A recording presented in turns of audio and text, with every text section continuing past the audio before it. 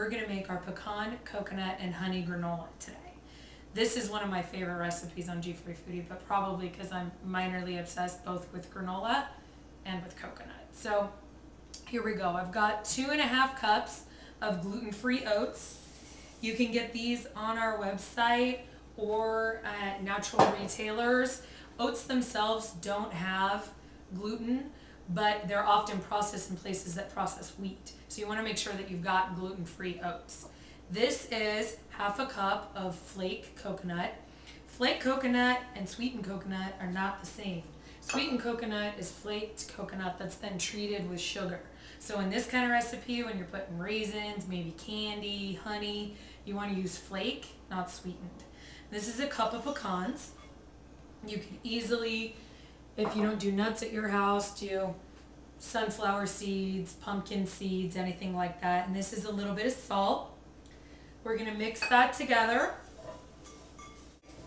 Then we've got our sweet and sticky stuff. This is some honey that I've got measured out. Now I'm going to add gluten-free vanilla extract.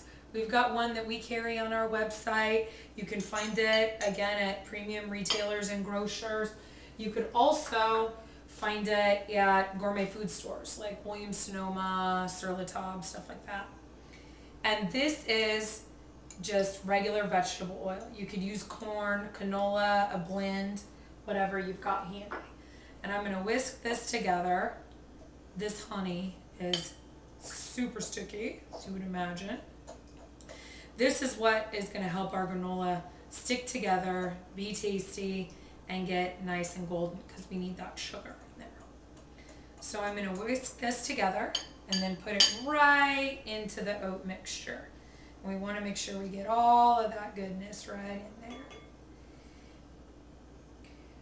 Once you get this all mixed up, you've made this a couple times, you could play with it. I like to put maple syrup in my granola sometimes. Might want to do a little bit of cinnamon, anything you want. That's the great thing about granola. You can switch it around with your moods. I'm moody, so I switch my granola around all the time. So I'm giving this a stir. You want to get everything fully coated and mixed. This can be a tricky job with a spoon like I'm doing here. That's just because I don't want to show you that I do it with my hands all the time. If you do it with your hands, you may want to throw a glove on because you'll have honey in your elbow, in your armpit, everywhere. This is a prepared sheet pan. So we're just gonna pour our granola mixture right on here. There's coconut hiding. Get it out. And spread it so it's nice and smooth, flat, all spread out. This is going into a 300-degree oven for half an hour. Then we're going to give it a stir and cook it for another 5 to 10 minutes. You want to, in that period of time, in that last 10 minutes, really keep an eye on it because that's the time that you've got to decide how much toast you want on your granola. So if that coconut starts to look darker than you want, you're going to pull it right out. So I'm going to pop this in the oven at 300 degrees. Okay, I got my granola out of the oven. I ended up going about 35 minutes. Sometimes you'll notice it toasts up a little bit faster than other times. It really kind of depends on how much of the honey you manage to get all the way in here. So I'm actually just going to break this up on the pan here because I wasn't getting it to slide. And you'll notice it'll kind of chunk off just like normal granola does, just like the granola you buy at the store, only you made this one yourself, customized to your taste and better for your family.